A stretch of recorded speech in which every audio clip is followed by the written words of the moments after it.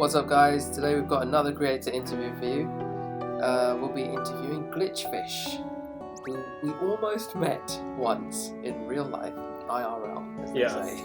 Yeah, but unfortunately we kind of just missed him. Yeah.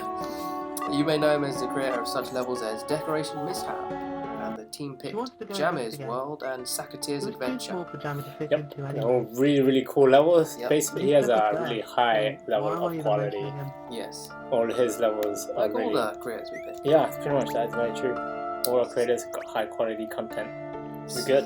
So as usual, I will be playing the part of Glitchfish. Yep. While you read out the questions to me. So, what is your favorite LBP game in the series? He says this is a tough one. I adore all the games in the series, but I feel as if the most memorable for me would have to be LBP 2, a common choice. Yeah.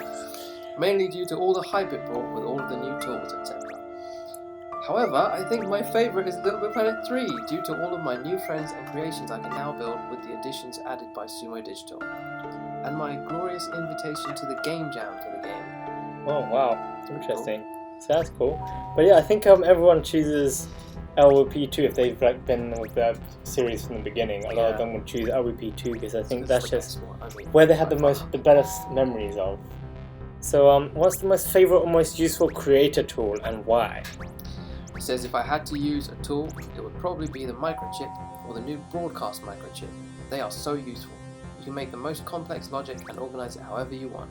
LBP logic candy.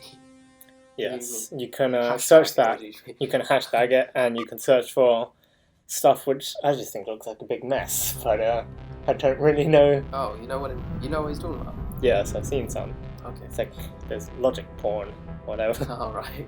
So, where did you get your inspirations for your creations? I gained my inspirations from the world similar to the likes of Scary Biscuits, taking pictures of random objects and seeing the beauty in such odd things like reflections and lights, and I take pictures whenever I can. I also gain inspiration from class as I pinpoint specific words that grab my ears and run with the idea that my mind gives birth to. I also gain inspiration from my mother, as I will have an idea, run it past my mom, and she will evaluate what I've said and refine it to make it cooler. That's pretty cool.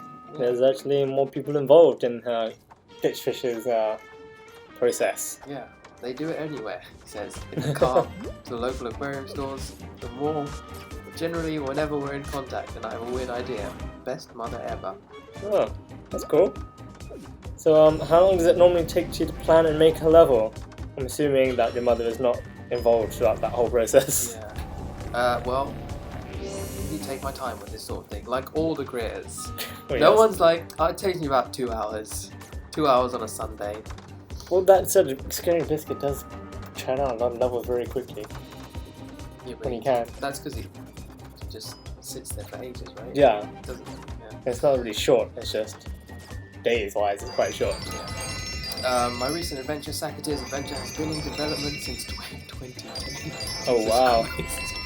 I've been refining and altering the gameplay in my mind and notes and how it would play, but every iteration just didn't feel right.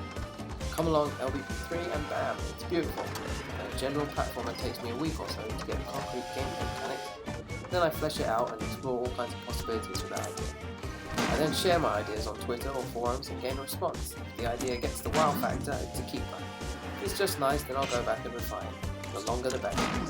So that's probably why we're taking some time before we see the second chapter to the Sacketeers adventure. But hopefully it'll be coming soon, because the first chapter was pretty cool. It was really amazing and a great boss battle as well. So you're in for a treat. Just waiting, just gotta be patient, and then it'll be a really good level coming out of it. So then, what's your favourite level that you made yourself? Just picked Sacketeers Adventure, the Castle Gardens. The reason being is that when I was creating it, I really delved deep into what different perspectives could add to the LBP series, and I feel as if I've achieved that with this level. It's also the most complex level I've created in terms of logic and general scenery. Seriously so proud of it, he said. That's pretty cool, because I think I'd probably say, even though he's got some really cool other levels, I'd still pretty much say that's probably my favourite too, but it's probably because I think like there's a lot more to it, so like an adventure, and that there's more coming up as well. Yeah, it's not over yet. So what are you working on now? He's working on Spooky Mansion for the project Return to Carnavalia and Sacketeers Adventure Part 2. I've also been playing with the idea of reviving an old side-scrolling shooter.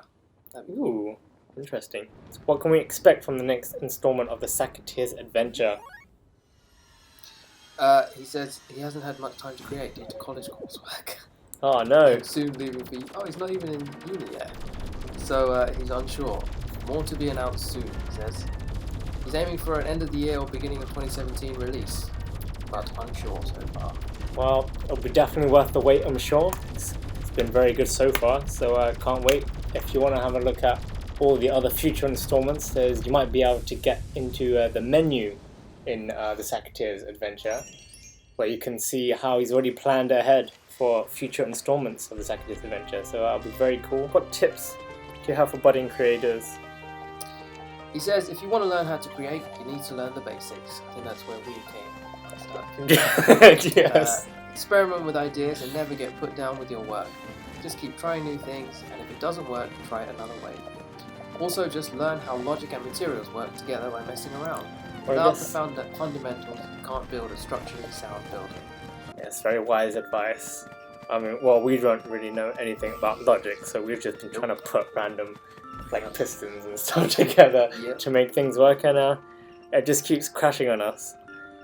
So have you ever thought about designing an actual game outside of LBP? He says most definitely. If there were more guaranteed jobs in the world, I would totally become a games designer, as I love to do it. Going to university to study graphic design so I can learn games design on the side, because I don't want to be a graphic designer, but it's just a wiser choice. I want to at least be financially stable instead of putting all eggs in one basket. I have the ideas ready to create those, so watch this space, indie developer one day.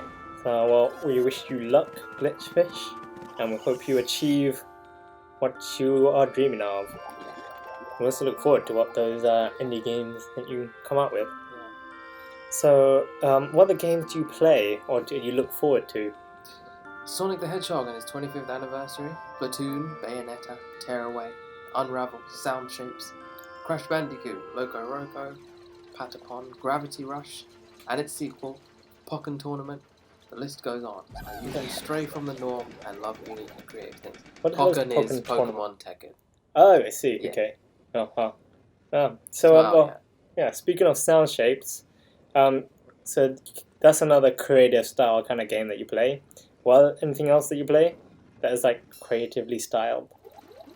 Well, he says about sound shapes, he hasn't gotten into create mode because he's not musically gifted. But that's okay, you're artistically gifted, so that's fine. He's firing some shots now because he says Mario Maker, Terraria, and Minecraft live in the shadow of LBP, so why would I bother? Shots fired. He says he can make them all in LBP. Okay. Who are your favourite creators in LBP then?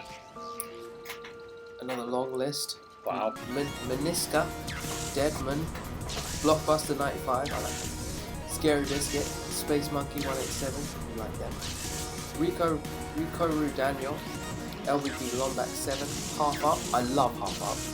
Yes, he has a very unique style too. Yeah. Hughes.